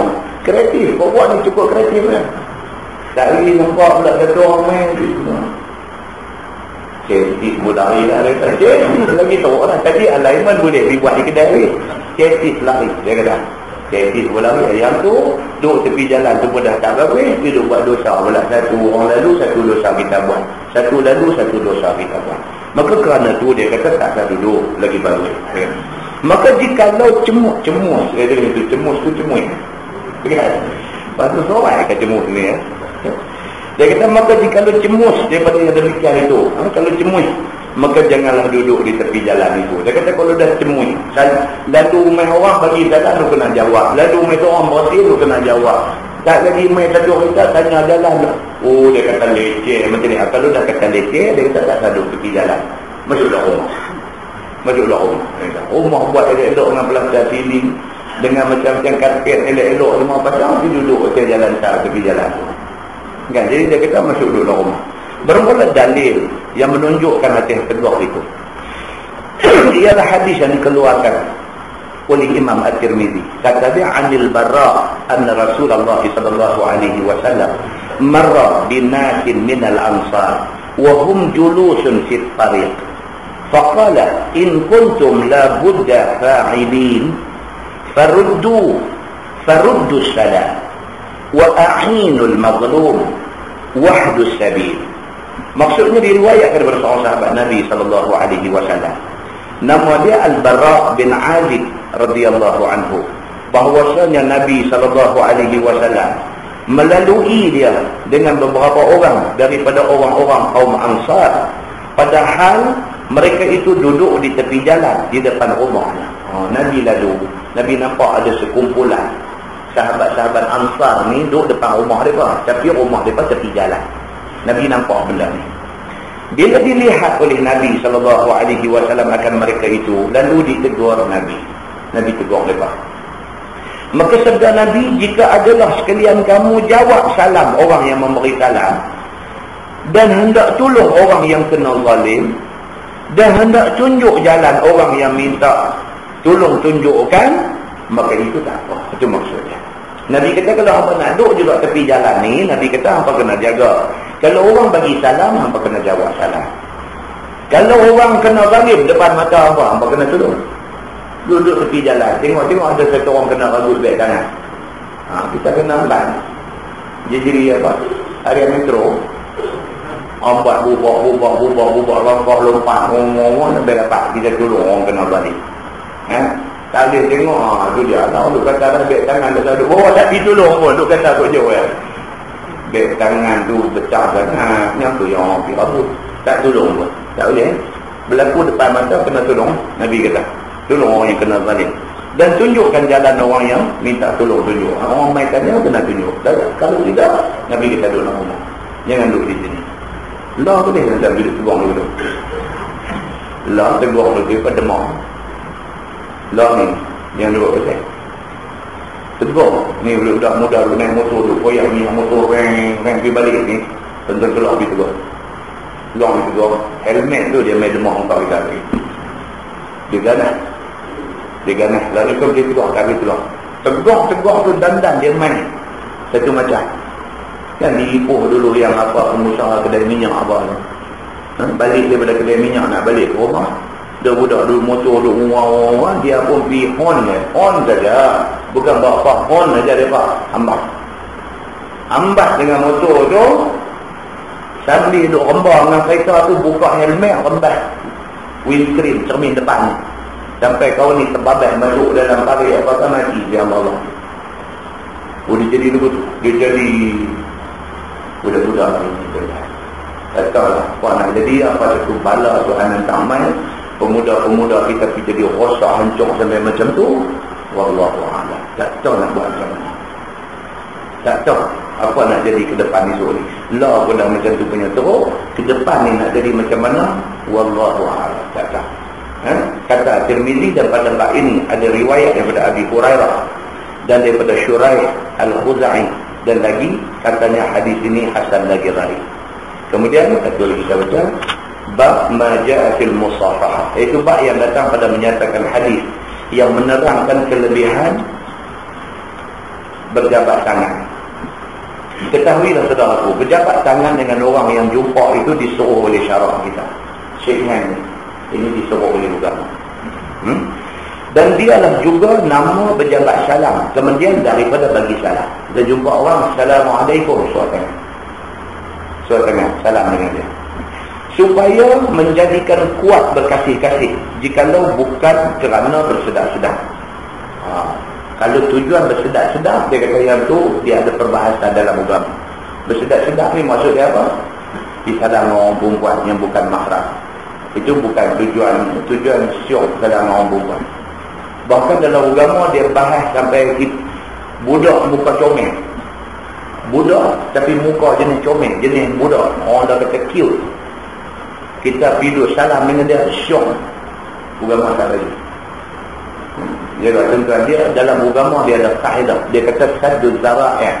Sadduz zara'i' maksudnya segala pintu-pintu yang boleh kepada nak jadi tak elok, dia suruh tutup. Tutup pintu-pintu yang nak boleh nak bawa jadi tak elok, dia suruh tutup pintu-pintu tu. Lalu jadi kes apa budak kena liwat, budak kena apa-apa semua, aku puncak daripada sini.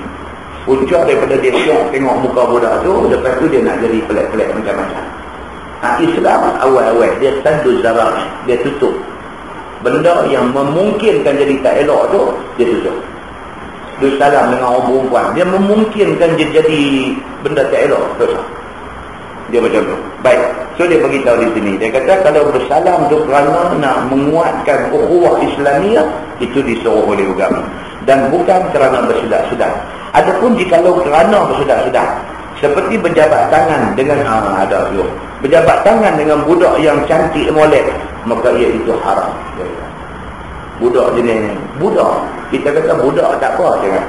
Budak pun tak boleh. Sebab dia boleh menjadi punca jadi benda pelok selepas tu. Ada satu sahabat tanya saya baru ni ustaz, dia kata anak perempuan saya ni baru dah jam 4. Dia kata anak perempuan dia baru dah jam 4, umur 10 tahun. Tapi ni yang pak-pak penakan ni, dia kata yang apa nama pak penakan betul satu, pak penakan sabit belah satu. Bukan pak penakan betul. Dia menikah dengan mak penakan. Jadi dia tu pak penakan sabit. Dia bukan pak penakan. Sabit ke menikah dengan mak penakan, dia ni jadi pak penakan. Jadi bila main ni di rumah ni, dia kadang-kadang saya pun yang lemah juga dia kata. Saya bukanlah nak kata anak saya ni segak. Dia kata tapi anak saya segak lah dia kata. Dia abang lebih tu lah. Bukanlah dia nak kata anak saya ni segak, tapi anak saya segak lah. Jadi bila main ni pak-pak penakan ni, pak-pak penakan sabit ni, main salam ni dia pegang anak kita, dia cium pipi kiri kanan, saya pun yang lemah. Saya sendiri pun tak cium macam tu anak saya. Dia kata tak apa kalau ustaz, dia kata ni bah. Jadi kita tak tahu niat yang tersembunyi di sebalik hati pak penakan dengan pak penakan sabit ni. Kita tahu dia nak sabit budak ni, kalau kita tak tahu kan. Jadi Islam dia kira lagu ni, kalau nampak nak pergi jadi ni dosa. Dosa lagi bagus. Kalau nak pergi jadi kahwin, ni dia beritahu dia kata. Jadi dia kata ada pun kalau kerana bersedap-sedap seperti berjabat tangan dengan budak yang cantik molek, maka ia itu haram. Tak boleh, dia kata. Bermula dalil yang menunjukkan suruh berjabat salam itu ialah hadis yang dikeluarkan oleh At-Tirmidzi. Kata dia Anil Barra' bin Azib radhiyallahu anhu qala Rasulullah sallallahu alaihi wasallam, "Ma min muslimain yaltaqiyani fayatasafahani illa ghufira lahumā qabla an yatafarraqa." Maksudnya diriwayatkan oleh seorang sahabat Nabi sallallahu alaihi wasallam. Namanya Al-Barra' bin Azib radhiyallahu anhu. Kata dia sabda Nabi sallallahu alaihi wasallam, tiada daripada dua orang Islam yang berjumpa-jumpa lalu berjabat tangan keduanya, melainkan diampunkan bagi keduanya dahulu daripada bercerai keduanya. Itu dia tuan-tuan. Nabi kata apa? Kalau kita jumpa, kita suar tangan salam. Kita suar tangan kita salam tu sebelum kita bercerai, sebelum kita berpisah, lepas pada salam tu Allah ampunkan dosa kita. Dah. Salam tu begitu dia punya fadilat dia. Itu sebab orang kalau dia ada permusuhan, dia tak masalah. Nampak tak? Dia kalau dia ada tak elok, dia tak masalah. Tengok dia tengok dia. Dia tak masalah. Bila hati bersih, sana pun hati bersih, baru boleh jalan. Kalau hati ada friction, ada, dia tak mau kita. Tengok bojor buat mulut tu dia pergi kedai. Nampak? Itu sebab Islam dia suruh apa? Dia suruh jumpa, dia suruh salam. Bila salam tu, makna kata kita pun hati bersih dengan dia, dia pun hati bersih dengan kita. Bahkan lebih daripada tu apa dia? Nabi kata sebelum mereka berpisah, Allah janji, Allah akan ampunkan dosa dua-dua mereka. Kalau ada apa-apa dosa antara dua. Kita kadang-kadang dosa kita ni dia tak patut-patut kita jadi berdosa. Kita tengok satu orang kita ingat. Kita tengok satu orang di radio ni. Tak pasal. Apa dia tu buat kat kita? Apa? Tak ada apa pun yang kita tidur macam-macam. Tak ada pasal apa. Clear orang benda-benda macam ni dengan apa? Dengan berjabat salam. Dengan musafah. Di salam kira Alhamdulillah.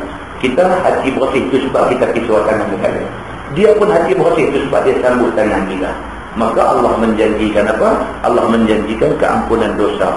Sebelum mereka ni berpisah, Allah mengampunkan dosa mereka. Baik, kata Tirmizi, ini hadis hasan dari Gharib daripada hadis Abi Ishaq daripada Al-Barra. Masalah dia kata berjabat salam itu apa hukumnya? Kata Imam Nawawi rahimahullahu taala dalam kitab Al-Azkar, ketahuilah olehmu bahawasanya berjabat salam itu setengah. Berjabat salam itu sunnah yang diijma' ulama atasnya, sunnah Nabi. Sepakat ulama semua mengatakan itu sunnah Nabi. Begitu. Yang ni bila berjumpa-jumpa. Adapun barang yang diperadatkan orang-orang. Ini dia kata. Maka adapun barang yang diperadatkan orang-orang. Berjabat tangan kemudian daripada sembahyang. Yang ni sembahyang subuh, sembahyang asar dan sebagainya itu, maka tiada asal baginya pada syarak atas ini wajah. Ini dia nak beritahu. Kita tiap-tiap kali habis sembahyang, kita salam. Salam untuk imam, salam dengan orang kiri kanan kita. Dia kata, itu tidak disuruh oleh agama. Maksudnya, bukan sunnah. Bukan sunnah. Bersalam-salam dengan orang sebelah, dengan apa, itu bukan sunnah. Maksudnya, itu diperadatkan.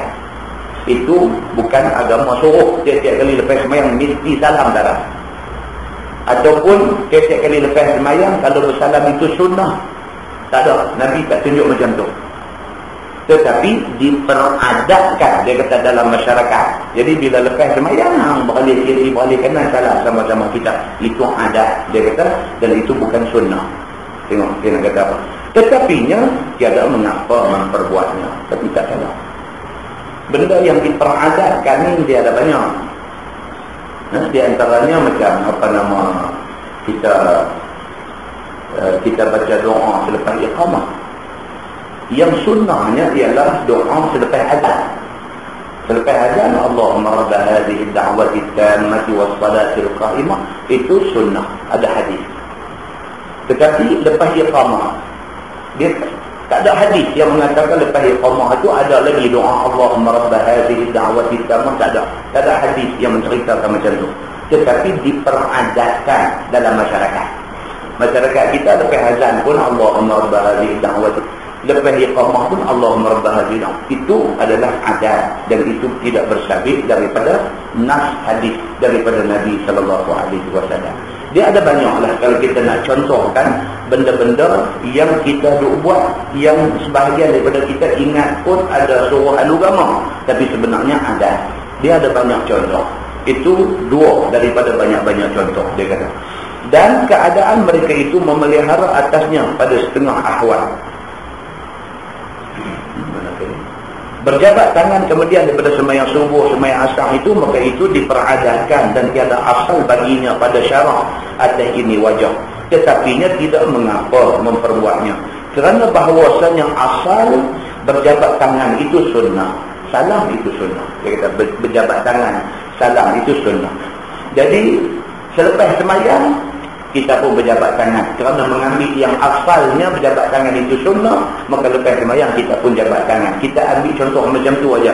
Tetapi dia tidak ada hadis yang mengatakan lepas sembahyang disuruh salam. Tidak ada hadis. Tak ada hadis disuruh lepas bagi salam tu berjabat tangan. Tidak ada hadis. Tetapi benda tu dia kata kalau buat tidak salah. Tidak salah. dan keadaan mereka itu memelihara atasnya pada setengah ahwal, dan melampaui padanya pada kebanyakan daripada ahwal, dan membanyakkan dia, maka tiada keluar yang demikian itu daripada keadaannya nama berjabat tangan yang datang ia pada syarak dengan asalnya. Dia kata tak salah lah kalau lepas kita semayang kita nak bersalam, tak salah. Tapi kita tahu kata tidak ada suruhan dalam hadis suruh bersalam. Kita salam ni sekadar apa? Sekadar kita punya hubungan masyarakat hari-hari, dan sememangnya pun jabat tangan ni disuruh oleh agama, maka kita jabatkan itu aja. Jangan lepas-lepas semayang orang suruh tangan kita bangkit lari, jangan lepas begitu. Bukan pasal apa ni tak sunnah ni kan bangkit lari. Tak boleh dah lepas begitu. Dia kata benda ni, dia kata walaupun tidak sabit daripada hadis, buatnya tidak salah. Sama macam tadi ni, doa selepas iqamah. Kalau nak angkat tangan baca pun baca, bukan nak jadi ganggu semayang baca tak apa. Jangan tak lagi dah lepas baca doa iftitah, bila angkat tangan dalam doa iftitah pula. Sebab dia dalam agama ni tuan-tuan, bulan lepas ada satu orang tanya di masjid ni, tanya tentang doa ni. Dia tidak semua doa disunatkan angkat tangan. Tak semua doa. Ada doa disunatkan angkat tangan, ada doa tak disunatkan angkat tangan. Doa iftitah itu doa, tapi kita tak angkat tangan. Kita dalam semayang Allahu Akbar, kita baca doa iftitah, wajjahtu wajhiya lilladzi fatara, itu doa, tapi tak disuruh lah Allahu Akbar doa angkat tangan pula, tak disuruh. Berarti apa? Doa yang tak disuruh angkat tangan. Doa dalam sujud, Nabi kata banyakkan sujud, kemudian Nabi kata banyakkan berdoa di dalam sujud. Doa dalam sujud tak disuruh angkat tangan. Duduk dalam sujud tu betul lah, tapi doa lah apa kita nak doa, tak disuruh angkat tangan. Doa dalam khutbah Jumaat yang kedua tak disuruh angkat tangan. Khutbah Jumaat yang kedua, dia ada satu rukun dalam khutbah Jumaat yang kedua tu, rukun khatib mesti membaca doa untuk muslimin dan muslimat. Allahumma ighfir lil muslimin wal muslimat. Tak disuruh angkat tangan. Bahkan berlaku pada zaman sahabat Nabi, tentang boleh rujuk dalam Bahrul Mazi bab semayang, ada cerita. Zaman sahabat Nabi, satu orang sahabat duk baca khutbah. Khatib yang duk baca khutbah tu, bila mai khutbah yang kedua, dia angkat tangan tang doa tu. Bangkit sahabat yang duk semayang, bangkit terus tegur khatib masa tu juga. Dia kata, hang telah memperbuat satu benda yang aku tak pernah tengok Nabi buat seumur hidup Nabi. Dia kata, terus masa khutbah tengah di jalan tu, dia bangkit tegur macam tu. Pasal apa? Pasal tak disuruh angkat tangan, bukan sahaja kepada khatib, bahkan kepada makmum tak disuruh angkat tangan. Jadi kalau ada orang nak angkat juga, itu dia punya pasal lah. Tetapi agama tidak suruh, kerana tidak ada hadis yang menyuruh buat macam tu. Doa itu doa yang tak disuruh angkat tangan. Kita nak masuk masjid, kita sampai-sampai doa tu sabit daripada hadis yang sahih. Kita buka-buka kasut, kita nak langkah masuk masjid, kita terus baca doa, Allahumma ja'alni Allahumma ftahli abwaab rahmati. Kita minta, ya Allah, bukakanlah abwaab, pintu-pintu rahmat kamu. Doa nak masuk masjid tu tak disuruh angkat tangan dulu. Buka-buka kasut dulu tu nak masuk. Lepas tu dia ni belajar Nasrul Haq, tak nak jurus kita bagi jatuh apa-apa. Tak lagi nak keluar Allahumma ftahli abwaab fadlik. Itu doa yang sabit daripada hadis yang sahih, tapi tak disuruh angkat tangan. Dia ada doa yang disuruh angkat tangan, ada doa yang tak disuruh angkat tangan. Nak tahu, kena merujuk kepada hadis Nabi sallallahu alaihi wasallam. Dia macam ni punya cerita. Baik, dia kata dan sesungguhnya telah menyebut oleh Syekh Al-Imam Abu Muhammad bin Abdul Salam rahimahullahu ta'ala di dalam kitabnya Al-Qawaid, bahawasanya bid'ah itu 5 bahagi.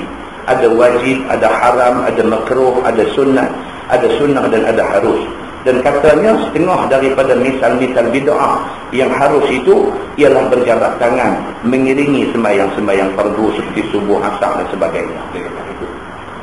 Dia satu benda yang tak dibuat oleh Nabi, tetapi kalau kita buat, dia tidaklah menjadi satu yang haram yang membawa kepada berdosa. Masalah, dia kata berjabat salam itu saya kira diamalkan dia. Sesungguhnya ada banyak hadis yang memejutkan seseorang itu mengamalkan berjabat salam dengan saudaranya apabila berjumpa, sama-sama berjumpa. Maka tidak lain daripada amal tubuh badan dan disuruh berbuat apabila jadi berjumpa-jumpa itu, melainkan berjabat-jabat salam yang menjadikan kuat tali perkasihan apabila berjabat itu, maka tidak niat kerana bersedak-sedak dan kerana nak bersuka-suka, maka tidak disuruh oleh syarak akan kita tunduk diri waktu berjumpa-jumpa itu. Kita tak disuruh tunduk bila jumpa orang Jepun. Agama tak, Islam tak ajar macam tu. Cara hormat Jepun tu bila jumpa tunduk, bila jumpa tunduk, Islam tak ajar hormat orang macam tu. Islam ajar jumpa orang bagi salam dan suar tangan untuk berjabat tangan, ataupun berpeluk-peluk diri dan bercium-cium, yang ni tidak dituntut syarak yang demikian itu. Peluk ni hanya bagi kes orang yang balik daripada musafir jauh, disunatkan peluk. Dan tak disuruh jumpa dia nak peluk, jumpa dia peluk dengan siap, dengan cium, pupak-pupak pula lagi, tak disuruh oleh agama begitu. Dia kata bermula dalil yang menunjukkan suruh yang tersebut itu adalah hadis At-Tirmizi. Kata dia an Anas bin Malik radhiyallahu anhu qala rajulun ya Rasulullah ar-rajulu minna yalqa akhahu aw sadiqah ayanhanila. Maksudnya riwayatkan bersama sahabat Nabi SAW, nama dia Anas bin Malik radhiyallahu anhu. Kata dia telah berkata satu laki-laki kepada Nabi, ya Rasulullah, satu laki-laki daripada kami berjumpa dia akan saudaranya ataupun kawannya di mana-mana tempat atau di mana-mana jalan. Adakah tunduk merendahkan diri dia baginya? Sahabat jumpa Nabi, dia tanya, ya Rasulullah, kalau kita jumpa kawan, adakah kita boleh tunduk hormat dia? Qala la. Qala afayaltazimuhu wa yuqabbilu? Qala la. Qala afaya'khudhu biyadihi wa yusafihuhu? Qala na'am. Maksudnya jawab Nabi SAW, tidak dibuat yang demikian ini. Nabi kata tak disuruh kita jadi orang Jepun, bongkok-bongkok tunduk bila jumpa orang. Dan katanya lagi, maka adakah dipeluk orang yang dijumpa itu ataupun dikucuk, dicium dia? Sabda Nabi, tidak disuruh begitu. Dan kata laki-laki itu, maka adakah boleh dipegang tangannya dan berjabat salam dengan dia? Sabda Nabi, Nabi kita bila jumpa kawan, jabat tangan. Itu saja. Kata Tirmizi, ini hadis hasan. Demikianlah perbuatan sahabat-sahabat Nabi SAW. Yang ni apabila mereka jumpa, maka mereka berjabat salam menurut sebagaimana yang disuruh oleh syarak. Maka itulah hal sahabat Nabi dikeluarkan oleh At-Tirmizi. Kata dia an Qatadah radhiyallahu anhu. Qatadah tu ditulis qadah bawah.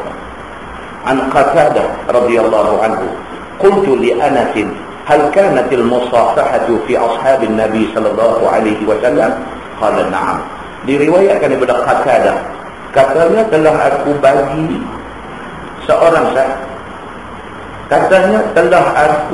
bagi seorang sahabat Nabi sallallahu alaihi wasallam, namanya Anas bin Malik radhiyallahu anhu. Kataku, adakah sentiasa jadi berjabat salam pada sahabat-sahabat Nabi sallallahu alaihi wasallam apabila berjumpa mereka itu sama-sama sendiri? Jawabnya bukan. Qatadah ni dia tanya satu sahabat Nabi, iaitu Anas bin Malik. Dia kata, dulu sama-sama sahabat kalau jumpa duk bersalam, berjabat salam kan? Apa jawab Anas bin Malik? Dia kata, ya, itu amalan para sahabat Nabi. Bila jumpa, suar tangan, jabat salam. Kata At-Tirmizi, ini hadis hasan. Masalah memberi salam itu dahulu daripada berjabat salam. Sesungguhnya syarak kita menjadikan memberi salam itu tahiyat bagi tiap-tiap orang yang berjumpa. Jumpa, bagi salam dulu, Assalamualaikum, yang tu dulu, seorang dengan yang lainnya. Maka apabila jumpa dan telah memberi salam, maka teruslah berjabat tangan. Lepas bagi salam, baru suar tangan, berjabat tangan. Maka jadilah berjabat tangan itu kesempurnaan kepada tahiyat itu. Tahiyat ni maksudnya hormat. Macam kita pergi Mekah, jadi kita masuk saja dalam kompleks Masjidil Haram, tahiyat ataupun hormat kita kepada Masjidil Haram itu ialah tawaf. Kita pergi tawaf 7 pusingan, itu menggantikan sembahyang sunat tahiyatul masjid. Kita menghormati Masjidil Haram dengan tawaf. Tetapi bagi orang yang nak pergi tawaf tu menjadi satu susah kepada dia, maka dia boleh sembahyang sunat tahiyatul masjid di Masjidil Haram. Dia masuk, dia buat sunat tahiyatul masjid. tak salah. Maka yang demikian itu menyalahi peraturan syarak. Bahkan pastilah memberi salam. Dia kata bila kita sampai itu, dia kata dan tidaklah syarak itu suruh berjabat tangan dulu kemudian bagi salam. Dia kata kita tak disuruh kita jabat salam lepas itu baru bagi salam. Sebaliknya bagi salam dulu barulah berjabat salam.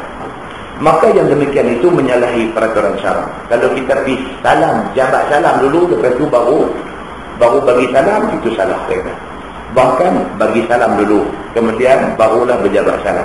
Bermula dalil yang menunjukkan yang demikian itu adalah hadis yang dikeluarkan oleh At-Tirmizi. Kata dia Ani bin Mas'ud anin Nabi sallallahu alaihi wasallam qala min tamamit tahiyyati al-akhdhu bil yad. Dia kata diriwayatkan daripada seorang sahabat Nabi sallallahu alaihi wasallam nama dia Abdullah bin Mas'ud radhiyallahu anhu. Daripada Nabi sallallahu alaihi wasallam sabdanya, setengah daripada kesempurnaan tahiyah ataupun hormat itu ialah berpegang tangan. Itu tanda hormat. Kata At-Tirmizi, dan pada bab ini ada riwayat daripada Al-Barra bin Azib dan Abdullah bin Umar radhiyallahu anhu. Katanya ini hadis gharib. Dan satu lagi hadis atas berjabat salam itu iaitu kesempurnaan tahiyah, iaitu hadis yang dikeluarkan oleh At-Tirmizi. Kata dia an Abi Umamah radhiyallahu anhu anna Rasulullah sallallahu alaihi wasallam qala tamamu iyadatil marid an yada'a ahadukum yadahu ala jabhatihi aw ala yadihi fayas'alahu kaifa huwa. Maksudnya diriwayatkan oleh seorang sahabat Nabi sallallahu alaihi wasallam nama dia Abi Umamah, bahwasanya Nabi sallallahu alaihi wasallam bersabda, bermula kesempurnaan ziarah orang sakit itu bahawa menghantar seorang daripada kamu akan tangannya atas daya orang sakit ataupun atas tangan orang sakit. Kemudian ditanya dia betapa ia, yakni dikata apa macam hal kamu sekarang ini, baikkah rasanya hari ini ataupun tidak, di mana atau ada rasa sakit kamu dan sebagainya. Dan sabda Nabi lagi, wa tamamu tahiyyatikum bainakum al-musafaha, dan bermula kesempurnaan antara sekalian kamu ialah berjabat tangan. Kata At-Tirmizi ni hadis dah. Dia kata bila kita tengok orang sakit, Nabi suruh buat apa? Pegang daya dia. Itu disuruh oleh bukan. Dia tengok orang sakit, bila sampai tu tengok keadaan dia macam mana. Kalau dia boleh jawab salam, bagi salam. Kalau nampak dia berlorat, dia bagi salam, kacau lah. Dia tengok dia keadaan dia macam mana, pergi dekat dengan dia, tangan pegang kepala dia. Nak ganti lagi baca doa, Allahumma anta syafi ishfi anta syafi la yashfi illa anta. Baca doa sikit, ya Allah, engkau lah Tuhan yang maha penyembuh, sembuhkanlah dia ni. Tidak adalah satu pun yang boleh memberi kesembuhan melainkan engkau ya Allah. Itu lagi cantik. Kalau nak apa yang tu susah, bila pergi dekat dia jadi lupa pula. Pergi duduk syafi punya syafi tu dah ada muak kan, pergi pegang saja tu dah. Dan tak boleh. Kita ni kadang-kadang dah boleh terkejut lupa orang. Kita tak risau imam. Pergi masjid hari tu cik imam tak ada. Dia pun tengok kita gantung janggut elok, kenapa tolak kita? Kita duduk tepi, buah siku pun tak makan, duduk pakai buah di gayung, belajar tak putih limau dulu pun tak makan. Dia pun duduk tolak-tolak juga, pergi lah sejadah imam dah. Astagfirullah aku kan. Ketang ni Allah Ta'ala yang mengetahui lah. Ketang Maya juga, Maya ambil surah yang agak-agak tak jadi kalut kan, ambil agak-agak surah tak jadi kalut. Habis alhamdulillah saya bagi salam, mai tang doa lupa kan. Itu pemohonan. Allahumma salli ala Muhammad wa ala lagu tak bunyi apa kan. Kalau belakang pun panjang doa lu dah kan. Padahal doa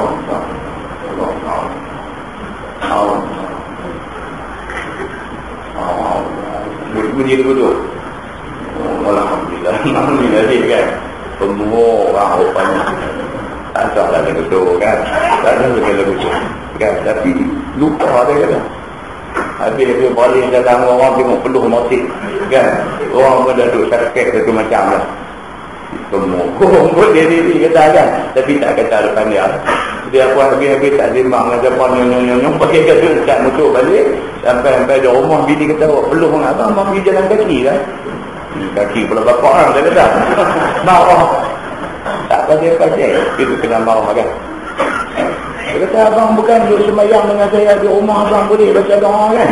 Bini kata, boleh lah. Dia kata, tadi aku lupa lah. Dia kata, dia tak duduk tanya lah. Dia nampak dia duduk angin itu, dia duduk tanya. Dia pergi kata. Kan? Jadi tak salah. Kalau kita pergi tengok orang sakit, nampak dia sakit, agak-agak nak Allahumma anta syafi tu lupa.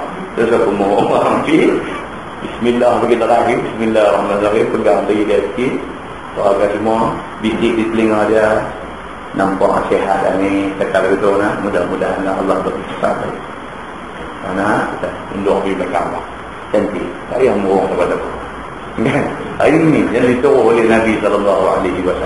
Kemudian Nabi kata, kalau sekiranya tak pegang bayi dia pun, Nabi kata apa? Nabi kata, memadai ala yadihi. Pegang tangan pun tak apa. Dia nak angkat tangan salam dengan kita pun dah tak larat. Jadi pegang atas tangan dia. Pegang atas tangan dia saja, goncang-goncang sikit. Ni nampak elok banyak ni daripada kemarin dulu. Kita kata begitu. Disuruh oleh agama begitu. Lepas itu kita berundang begitu. Masalah berjabat tangan dengan budak cantik. Ini dia beritahu tadi. Kata Imam Nawawi rahimahullah ta'ala dalam kitab Al-Azkar, dan saya kira bahawa memelihara diri daripada berjabat tangan dengan budak muda yang segak lagi manis mukanya elok, kerana memandang kepadanya itu pun haram. Dia kata, budak segak sangat ni jangan. Dan jikalau dengan ketiadaan ingin kepadanya sekalipun, dan jika aman daripada fitnah, maka iaitu haram juga. Dia kata, dia Islam dia punya tak bagi. Buka pintu nak jadi tak elok ni, Islam dia punya tak bagi sampai macam. Seperti mana juga perempuan, kerana keadaannya pada maknanya. Samalah dengan salam dengan orang perempuan. Dia kata pada maknanya, pada maksudnya dia boleh membuka pintu kepada jadi tak elok, maka tak sah. Dia kata. Dan telah berkata oleh ashab kita, tiap-tiap orang yang haram dipandang kepadanya, nescaya haram pula menyentuhnya. Ini ashab Syafi'i kata macam tu. Bahkan menyentuhnya lebih-lebih lagi lah sangat haramnya. Dan bahawasanya halal dipandang perempuan ajnabi itu apabila mau berkahwin dengan dia. Kalau dengan tujuan nak kahwin, tak apa, tengok. Dan halal memandang pada waktu berjual beli, ataupun kita nak pergi beli barang dengan dia. Dan juga mengunjuk beri dan seumpama demikian itu. Dan tiada harus menyentuhnya pada suatu daripada yang demikian itu. Wallahu a'lam. Lepas ni insya-Allah kita masuk bab majaa fil mu'anaqah wal qublah. Iaitu bab yang membicarakan berpeluk-peluk dan pucuk tangan, ataupun pucuk kaki, ataupun pucuk muka. Lepas ni insya-Allah. Lepas itu dia akan main fi qublatil yad wal rijl. Cerita tentang cium tangan dan juga cium kaki. Lepas itu fi maja fi marhaban. Kita ucapkan marhaban, selamat datang. Apa hukum dia dalam agama? Satu kuliah lagi insya-Allah kita hari ini. Jilid ni apa nama bab ni kita habis insya-Allah. Lepas ni kita kena tengok bab lain pula. Yang menyusul lepas itu Abwabul Adab. Abwabul Adab ni kita dah baca di masjid lain dulu. Insya-Allah. Wallahu. Yang baik itu daripada Allah, yang tak baik itu silap. Kita tanggung dengan tasbih kafar dan surah Al-As. Subhanallah.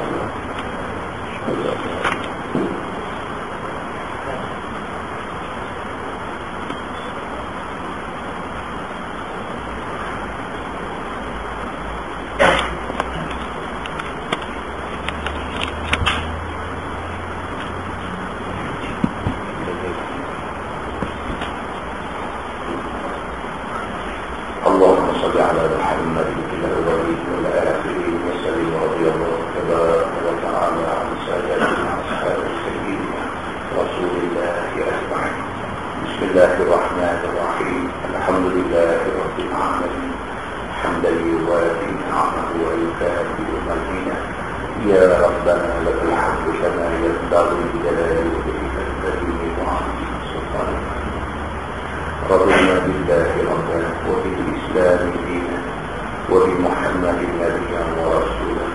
اللهم افتح علينا فتوح العارفين وارزقنا فهم النبيين بجاه خاتم المرسلين. اللهم فقهنا في الدين وعلمنا التأويل واهدنا صراطك المستقيم. اللهم أرنا الحق حقا وارزقنا اتباعه وأرنا الباطل باطلا وارزقنا اجتنابه. اللهم اجعل جمعنا جمعا مرحوما وتفرقنا من بعده تفرقا معصوما.